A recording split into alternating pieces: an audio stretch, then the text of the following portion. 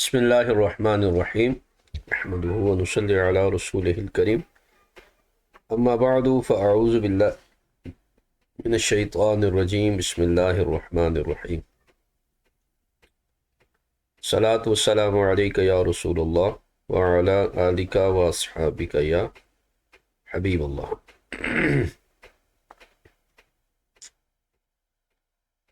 آج ہماری گفتگو جو ہے وہ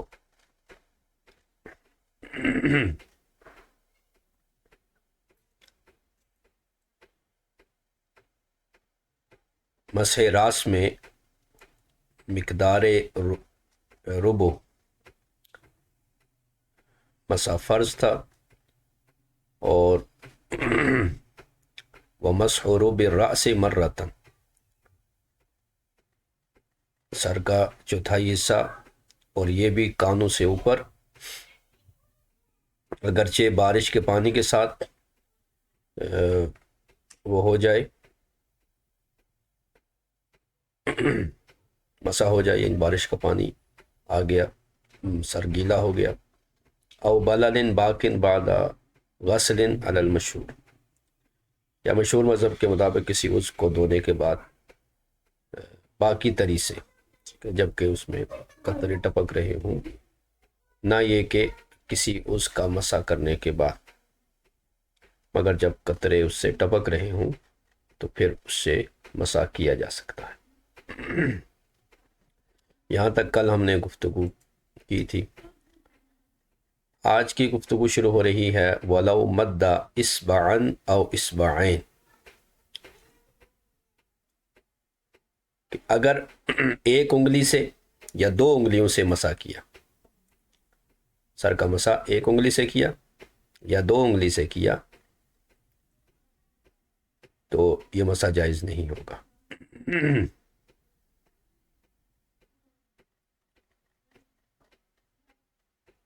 لم یجوز، یہ جائز نہیں ہے، الا ان یکون مع الکف، ہاں ایک انگلی اور دوسری انگلی کے ساتھ اگر ہتھیلی بھی ساتھ ہے، او بالابہام والسبابہ مع ما بینہما، اور انگوٹھے اور شہادت کی انگلی کے ساتھ اور جو ان کے درمیان جو حصہ ہاتھ کا ہے، یہ اگر ساتھ ہے تو اس کے ساتھ جو ہے وہ مسح کیا جا سکتا۔ مثلا اس کو اگر انگوٹھا لیں تو یہ شہادت کی انگلی، اب یہ جو درمیانہ حصہ ہے، یہ انگوٹھا، یہ شہادت کی انگلی، یہ جو درمیانہ حصہ یہ بھی اگر ساتھ ہو تو پھر مسح ہوگا، یا ایک یا دو انگلی اور اس کے ساتھ ہتھیلی، اس طرح ہتھیلی کو اگر ساتھ ملا لیں تو یہ تب جا کے مسح ہوگا۔ محض ایک یا دو انگلی سے مسح کرنا، اس سے سر کا مسح نہیں ہوگا۔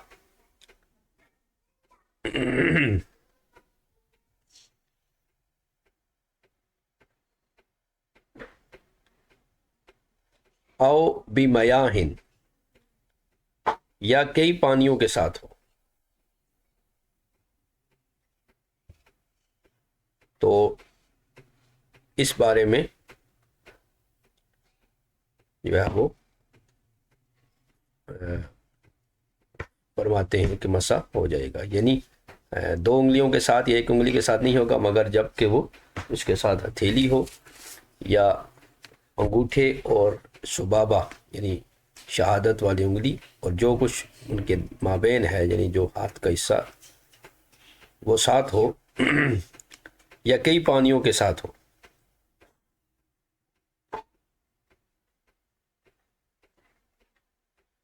کئی پانیوں کا مطلب یہ ہے کہ اگر اس نے ایک انگلی کے ساتھ 3 مرتبہ مسح کیا، وَأَعَادَهَا إِلَى الْمَاءِ فِي كُلِّ مَرَّةٍ، اور ہر مرتبہ اس نے نیا پانی لیا، تو جاز فی روایت محمد، تو امام محمد کے نزدیک یہ جائز ہو جائے گا، یعنی ایک انگلی سے مسح کیا 3 مرتبہ اور ہر مرتبہ اس نے نیا پانی لیا تو امام محمد کے نزدیک جائز ہے۔ اما عندہما فلا یجوز، جبکہ امام اعظم اور امام ابو یوسف کے نزدیک یعنی شیخین کے نزدیک یہ جائز نہیں ہے۔ اے اعلیٰ روایت الربع لا یجوز، یعنی چوتھائی سر والی روایت پر جائز نہیں ہوگا۔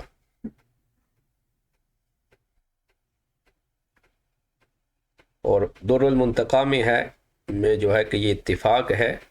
تو اس میں جو ہے وہ نظر ہے، فیہ نظر۔ اب علامہ شامی فرماتے ہیں کہ یہ جو عبارت ہے لأن عبارتہ لو کان بمیاہ فی موادع مقدار الرأس جاز اتفاقا،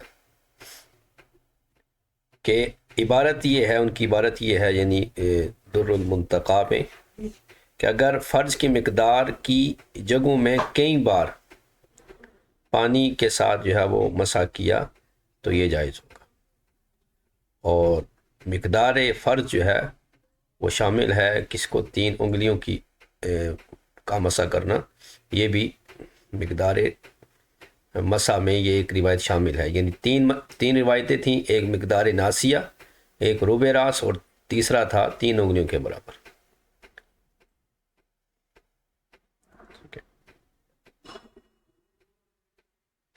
اور چوتھائی سر والی جو روایت ہے،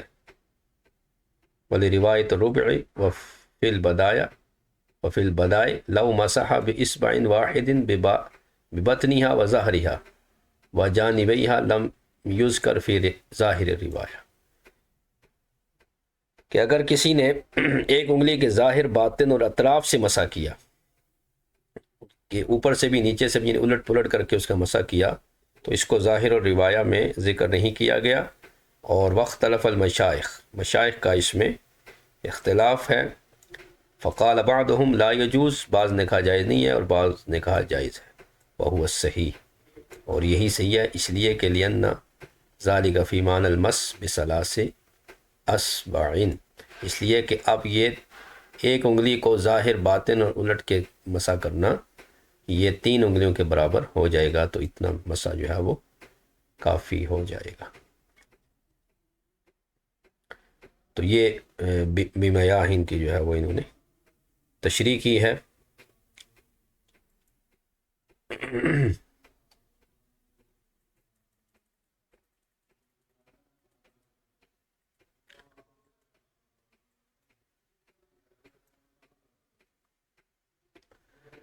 آگے فرماتے ہیں وَلَوْ أَدْخَلَ رَأْسَهُ الْإِنَاءَ أَوْ خُفَّهُ أَوْ جَبِيرَتَهُ وَهُوَ مُحْدِثٌ، اگر کسی نے مسح کرنے کی بجائے اپنا سر جو ہے وہ پانی کے برتن میں ڈال دیا، یا پاؤں پر موزے تھے تو اس نے موضوع والا پاؤں جو ہے وہ پانی میں ڈال دیا، یا اعضائے مغسولہ یا ممسوسہ پر اس کا پٹی تھی، پلستر وغیرہ تھا، تو وہ اس نے پانی میں ڈال دیا جبکہ وہ محدث تھا، بے وضو تھا، تو اجزاؤ، تو یہ کافی ہے، یہ کافی ہو جائے گا۔ یعنی ان اصاب الماء قدر الفرض، مقدار فرض تک پانی پہنچ گیا تو اس کا مسح وغیرہ ہو جائے گا۔ اسی طرح اس کے پاؤں کا مسح بھی، جو اس نے موزے پہنے ہوئے ہیں اب ضرورت نہیں ہے، اسی طرح جو ہے وہ سر کا مسح بھی ہو جائے گا۔ وَلَمْ يُسِرِ الْمَاءُ مُسْتَعْمَلًا وَإِنْ نَوَى اتِّفَاقًا عَلَى الصَّحِيحِ، اور اگلا مسئلہ یہ ہے کہ اس عمل سے پانی مستعمل بھی نہیں ہوگا، ٹھیک ہے، اگرچہ وہ نیت بھی کرے پاکی کی، یعنی جب محدث نیت کرتا ہے تو نیت قربت کے ساتھ پانی جو ہے وہ مستعمل ہو جاتا ہے، لیکن یہاں پر ایسا نہیں ہوگا صحیح قول کے مطابق۔ اس کی وجہ بیان کرتے ہیں علامہ شامی کہ اس لیے کہ پانی جو ہوتا ہے وہ جدا ہونے کے بعد جو ہے وہ کیا بنتا ہے؟ مستعمل بنتا ہے، اور یہ جو سر وغیرہ یہ چیزیں، موزہ ہے، پٹی ہے، یہ ان پر جو مسح کیا ہے، یعنی انہیں جو ہے وہ پانی میں ڈالا ہے، تو لاسیکا بھی فطہرہ، یعنی انہیں ان چیزوں کو پانی کے ساتھ ملایا اور انہیں پاک کیا، تو اب یہ پانی جو ہے وہ اس سے جدا نہیں ہوا، تو فلا یستعمل، تو یہ مستعمل نہیں ہوا، لیکن فرماتے ہیں فیہ نظر، اس میں نظر ہے۔ اسی طرح فتح القدیر میں ہے، یعنی مستعمل ہونے کے لیے پانی کا جو ہے وہ اعضاء سے جدا ہونا یہ ضروری ہے۔ تو یہاں پر وہ فرماتے ہیں چونکہ پانی جو ہے وہ جدا نہیں ہوا، اسی برتن میں ہی ہے، لہذا یہ مستعمل جو ہے وہ نہیں ہوگا۔ کما فی البحر عن البدائے، اس کو بحر و رائق نے اس مسئلے کو بدائع الصنائع سے نقل کیا ہے۔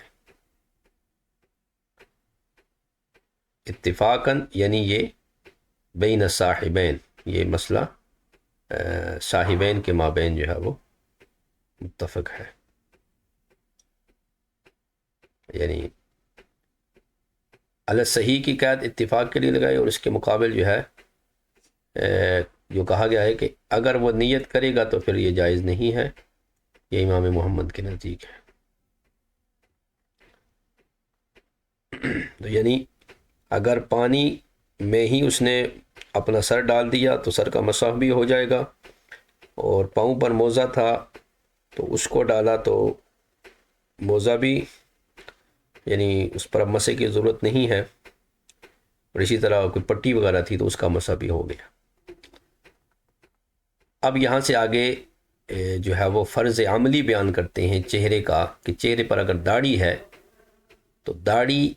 کو دھونا فرض ہے، اور یہ فرض عملی ہوگا۔ فرماتے غسل و جمیع اللحیت فرض، تمام داڑھی کو دھونا فرض ہے، اور اس تمام سے مراد وہ ہے جو چہرے پر ہے، یعنی عملیاً یہ فرض عملی ہے۔ ایدن علی المذہب الصحیح، مذہب صحیح کے مطابق، المفتى به المرجوع الیہ، یعنی یہ مذہب جو ہے کہ داڑھی ساری دھونی فرض ہے، اور فرض سے مراد فرض عملی ہے، یعنی مجتہد کے عمل سے یہ ہوئی ہے، یہ فرض اعتقادی نہیں ہے، اور فتویٰ بھی اسی پر ہے، اور امام اعظم کا رجوع بھی اس قول کی طرف موجود ہے۔ وما عدا هذه الروایت مرجوع عنہ کما فی البدائع، اور اس کے علاوہ اگر کوئی روایت آپ کو ملے داڑھی کے متعلق، داڑھی کو دھونا ہے یا نہیں دھونا، تو وہ روایت ہے جس سے رجوع کر لیا گیا ہے۔ مرجوع الیہ کا مطلب ہے جس کی طرف رجوع کیا گیا کہ ساری داڑھی دھونی ہے، اور مرجوع عنہ کا مطلب یہ ہے جس سے اجتناب کر دیا گیا، جس سے رجوع کر لیا گیا۔ اب یہاں پر سب سے پہلے اس کو بیان کریں گے فرض عملی، اور اس کے بعد صاحب بدایہ کا تعارف بھی پیش کریں گے۔ تو فرض سے مراد فرض عملی ہے کہ داڑھی کا دھونا جو ہے وہ فرض عملی ہے۔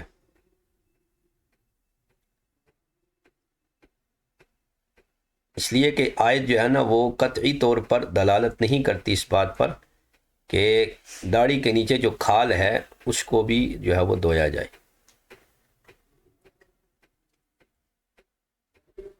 کما جیسا کہ مس راس جو ہے نا، مقدار راس جو ہے نا، ربع راس، یہ فرض عملی ہے، اسی طرح یہ بھی فرض عملی ہے، یعنی یہ بھی مجتہدین نے بیان کیا کہ اگر داڑھی کے نیچے کھال نظر نہیں آتی تو داڑھی کے ظاہر کو دھویا جائے گا، اور نیچے کھال نظر آتی ہے، داڑھی گھنی نہیں ہے، تو پھر جو ہے وہ چہرے کی کھال کو دھویا جائے گا، صرف داڑھی کو دھونا کافی نہیں ہے۔ اب اس کے علاوہ جو روایتیں تھیں کہ ساری داڑھی کا مسح کرنا ہے، یا ربع کا کرنا ہے، یا ثلث کا کرنا ہے، یا وہ جو چہرے کے ساتھ ملی ہوئی ہے، یا ربع لحیہ کو دھونا ہے، یا ثلث کو دھونا ہے یا نہیں دھونا، یا مسح کرنا، غسل اور مسح نہیں ہے، تو یہ 8 مجموعی طور پر اقوال ہیں۔ تو یہ سارے کے سارے 1 2 3 4 5 6 7 اور 8، تو یہ 8 اقوال ہیں، تو یہ سارے مرجوع ہیں، ٹھیک ہے نا، ان سے رجوع کیا گیا ہے، یہ مرجوع اقوال ہیں۔ تو راجح یہی ہے کہ ساری داڑھی کو دھویا جائے گا۔ جمیع اللحیہ، اس کو لحیہ بھی اور لحیہ بھی دونوں طرح سے پڑھا گیا ہے۔ نہر میں ہے کہ فقہا کے کلام سے یہ ظاہر ہے کہ ان المراد بہا الشعر النابت علی الخدین، کہ دونوں رخساروں پر جو بال اگتے ہیں داڑھی کے، وہ اس سے مراد ہیں. ٹھیک ہے، جو دونوں رخساروں کے جمع ہونے کی جگہ پر بال اگتے ہیں. اچھا، من ازار و عارض و ذقن، تو عارض سے مراد وہ جگہ جو رخساروں کے درمیان اور ازار کے درمیان ہے، اور وہ مقدار جو کانوں کے مقابل ہے، ٹھیک ہے، اس کو جو ہے وہ عارض، وہ مقدار جو کانوں کے مقابل ہے، اوپر سے کن پٹی کے ساتھ متصل اور نیچے سے عارض کے ساتھ جو ہے وہ جڑی ہوئی ہے، تو یہ مقدار جو ہے وہ لحیہ ہے، تو اس کو جو ہے وہ دھویا جائے گا. یعنی کان کی کن پٹی سے لے کر رخسار اور نیچے جو ٹھوڑی ہے، نیچے والا جبڑا جو ہے، یہاں تک کہ سب کو جو ہے وہ دھویا جائے گا.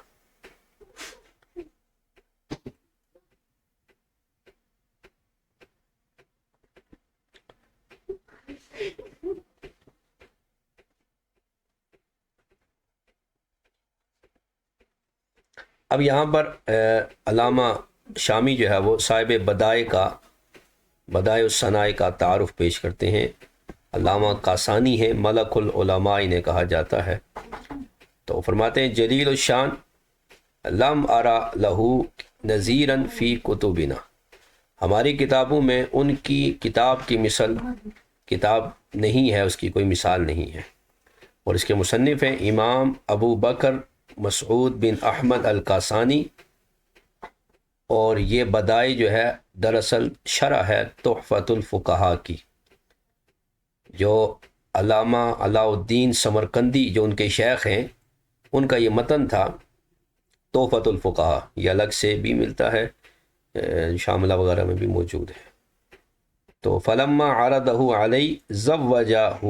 ابنتہ فاطمہ بعدہا،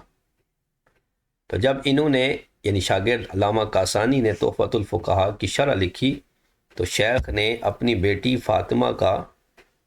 نکاح جو ہے وہ علامہ کاسانی سے کر دیا، جبکہ ان کی جو بیٹی تھی وہ بھی عالمہ فاضلہ تھی، اور ان کے لیے بادشاہوں کے پیغام آئے تھے. تو والد محترم نے انکار کر دیا، تو اپنے شاگرد سے شادی کرائی اپنی بیٹی کی. تو یہ بھی ایک معیار ہے شادی بیاہ میں. ہمارے ہاں آج بھی اسی چیز کو دیکھا جاتا ہے، کماتا کیا ہے، جائیداد کتنی ہے، مکان ہے یا نہیں ہے، یہ ساری چیزیں ہیں،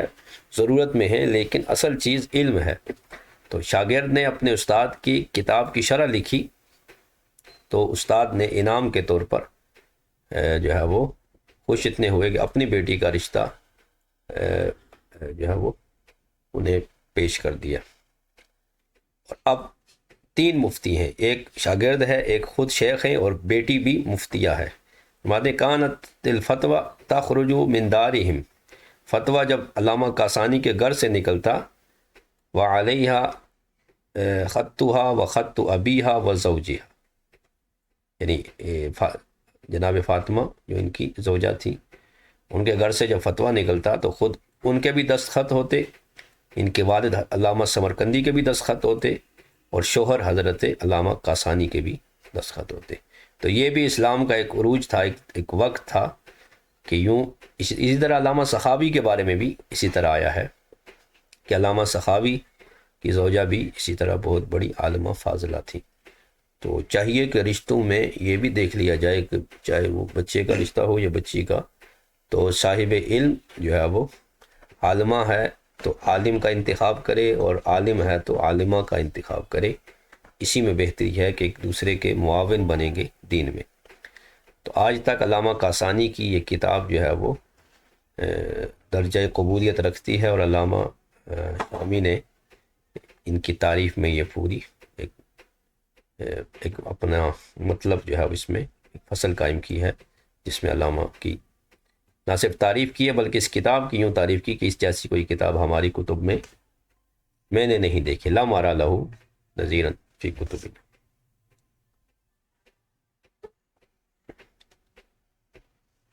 تو یہ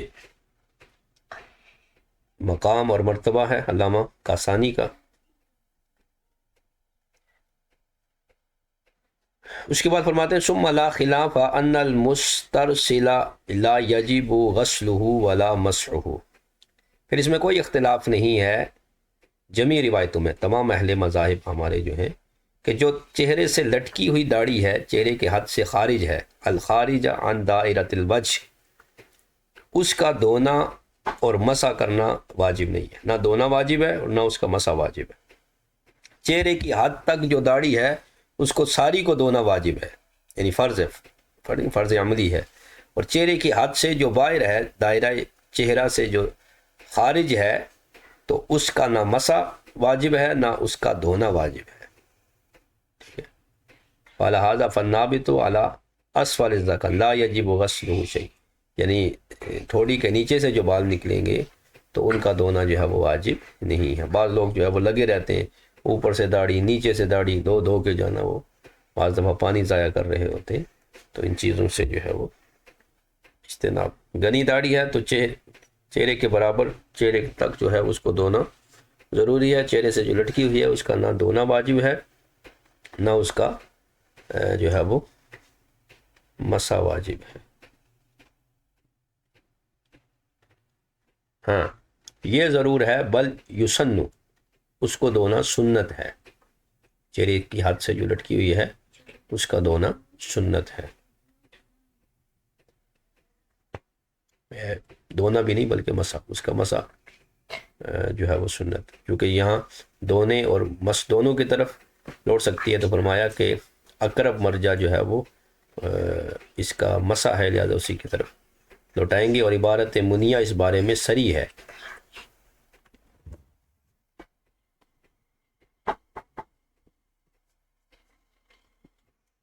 کہ منیہ میں صراحتاً اس کی بات لکھی ہوئی ہے کہ یہ اس کا مسح کیا جائے گا، یعنی جو مسترسل جو داڑھی ہے اس کا مسح کیا جائے گا۔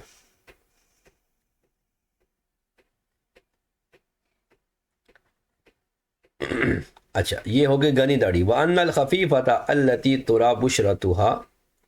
يَجِبُ غَسْلُ مَا تَحْتَهَا كَذَا فِي الْكَنْزِ،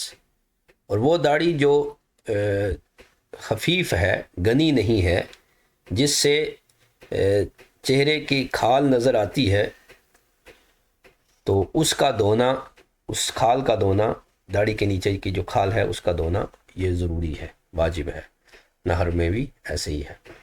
وفی البرہان، اور برہان نامی کتاب میں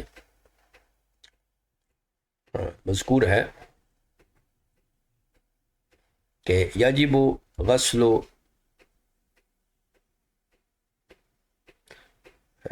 بشرتی لم یسترها شعر کحاجب وشارب لم یسترها الشعر کحاجب وشارب وعنفقۃ فی المختار، کہ برہان میں ہے کہ اس جلد کا دھونا واجب ہے جس کو بال نہ چھپائیں، جیسے ابرو، مونچھیں اور ٹھوڑی اور ہونٹوں کے درمیان جو جگہ ہے، اسے عنفقہ کہتے ہیں، اس جگہ کو بھی یہ جو ہے وہ اگر یہاں پر تھوڑے بال ہیں تو اس کو بھی جو ہے وہ اس کے نیچے کھال تک پانی پہنچانا مختار مذہب کے مطابق یہ ضروری ہے۔ یعنی اگر کسی کی داڑھی گنی نہیں ہے اور نیچے سے کھال نظر آتی ہے تو اس کو دھونا ضروری ہے، اب جو ہے وہ محض داڑھی کو دھونا کافی نہیں ہے۔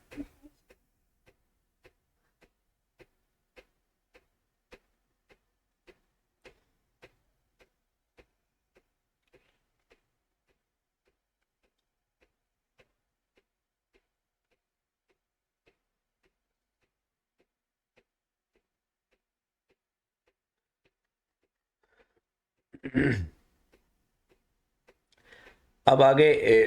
مسئلہ بیان کرتے ہیں کہ وضو کرنے کے بعد اگر حلق وغیرہ کرا دیا داڑھی کا یا سر کا، تو اب وضو کا یا مسح کا اعادہ نہیں کیا جائے گا۔ ولا يعاد الوضوء، وضو کا اعادہ نہیں کیا جائے گا، بل المحل، بلکہ محل کو تر کرنے کا اعادہ بھی نہیں کیا جائے گا، بحلق رأسہ ولحیتہ، چہرے سر کا یا داڑھی کو حلق کرانا کے بعد جو ہے وہ وضو کا اعادہ نہیں کیا جائے گا۔ حلق راس کی تو گنجائش ہے معتمر کے لیے اور حاجی کے لیے، یہ ضروری ہے، لیکن داڑھی مونڈنا یہ حرام ہے، ترک واجب ہے، داڑھی رکھنا واجب ہے اور اس کو کاٹنا منع ہے، لہذا حلق کرانا داڑھی کا اسے علماء نے مصلح قرار دیا ہے۔ البتہ وضو اس کا جو ہے وہ باقی رہے گا، اب دوبارہ چہرہ دھونا اس کے لیے لازم نہیں ہوگا۔ فرماتے ہیں لا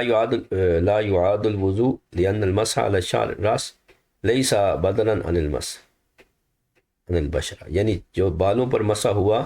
اب جو ہے وہ بدل نہیں ہے کھال پر جو ہے وہ جو مسح ہوگا اس کا، لأنه يجوز مع القدرة على مس البشرة ولو كان بدلا لم يجوز، تو اس لیے جو ہے وہ کیونکہ جلد پر مسح کی قدرت کے باوجود جائز ہے، اگر یہ جلد پر مسح کا بدل ہوتا تو یہ جائز نہ ہوتا۔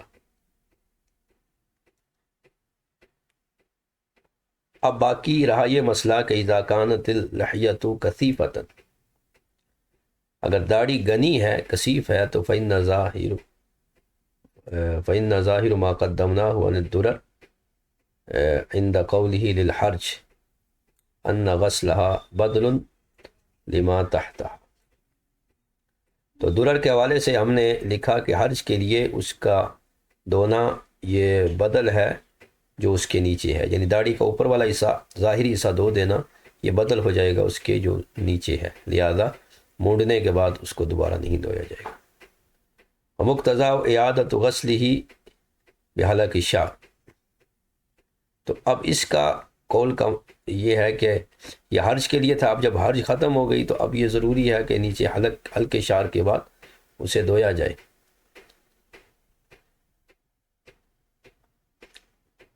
لیکن فلیراجع، تو اس کی طرف رجوع کریں، لیکن قول بحر یہاں یہ ہے کہ لأنہ یجوز مع القدرت، کہ یہ قدرت کے باوجود جو ہے وہ جائز ہے، تو یہ اس کو مفید ہے انہ لیس ببدل، کہ یہ بدل نہیں ہے کیونکہ اس کی جلد کا دھونا صحیح ہے، لأنہ یصح غسل بشرتها،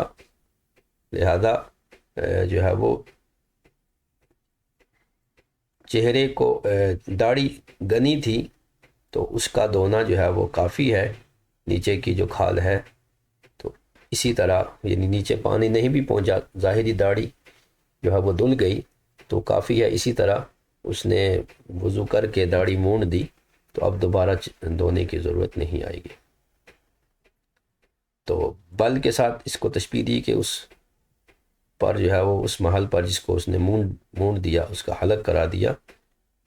تاکہ دھونا اور مسح دونوں اس کو شامل ہو جائے۔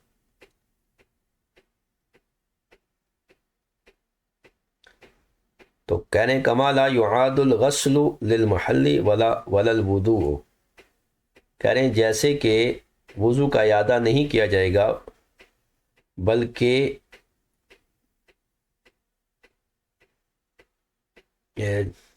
کس کو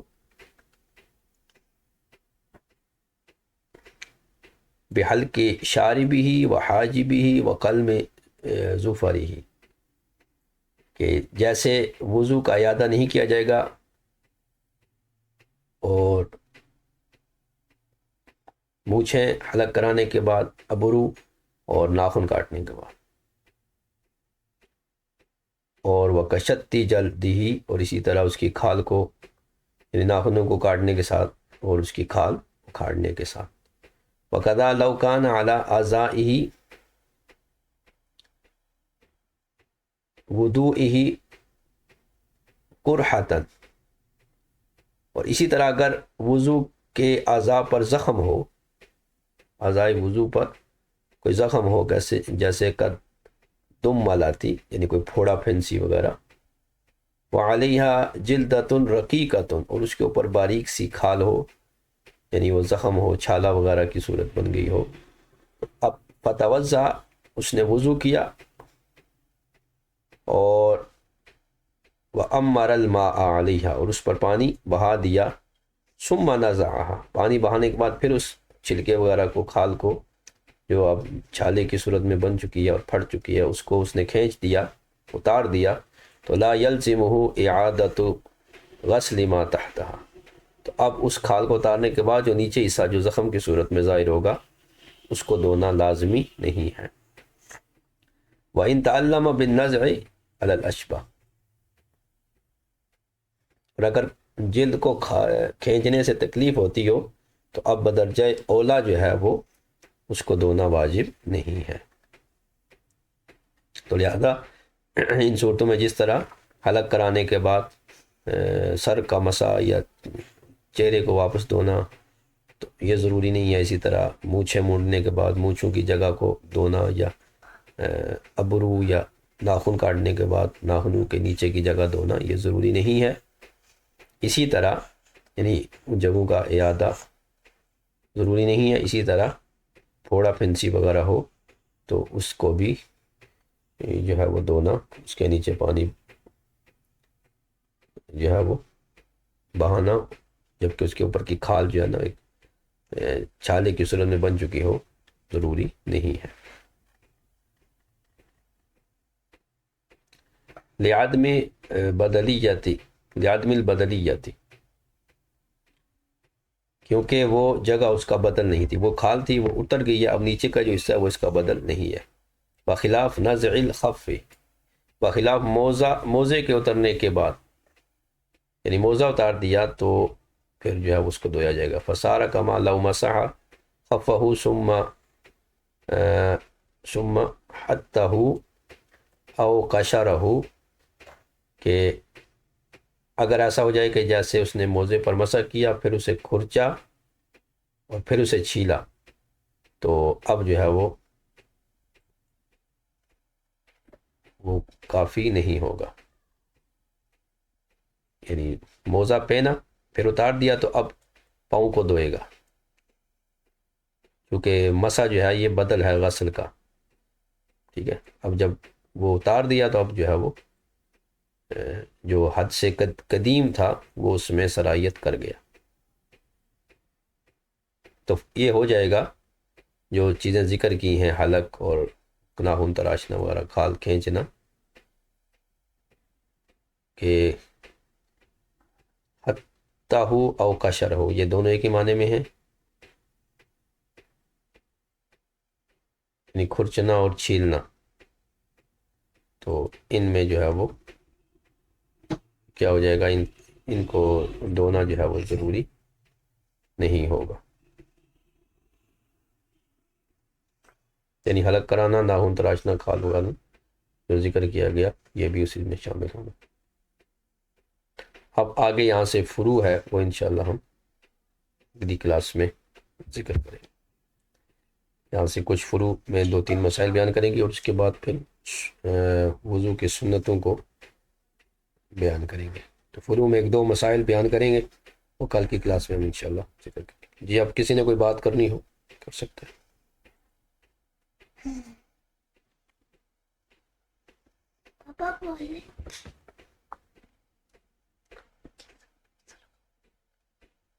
جی نہیں، تمام اقوال تو مفتبی نہیں ہے، اسی لیے شرح موجود ہے۔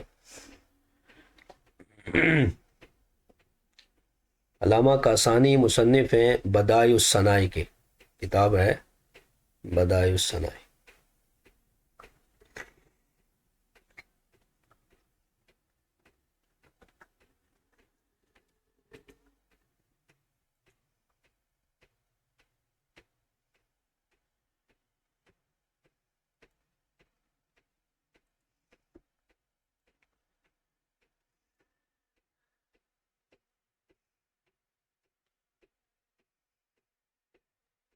جی برتن میں سر ڈالا تو کفایت کرے گا، لیکن چونکہ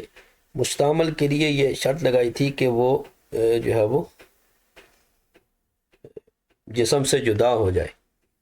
تو اس کا جدا ہونا نہیں پایا گیا، تو اس لیے اس کو مستعمل نہیں مانا گیا۔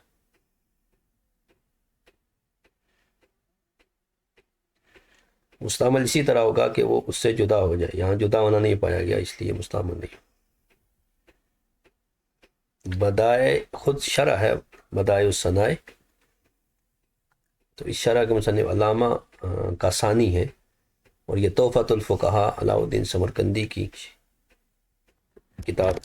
کی شرح ہے۔ نہیں، گنی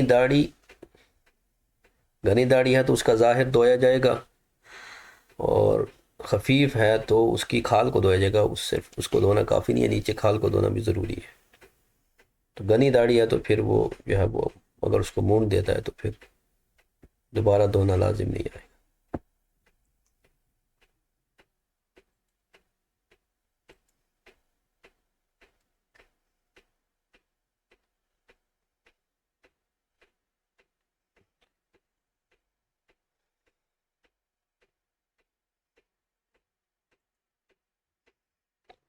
ٹھیک ہے، میرا خیال ہے دوسرے مفتی صاحب تشریف لے آئیں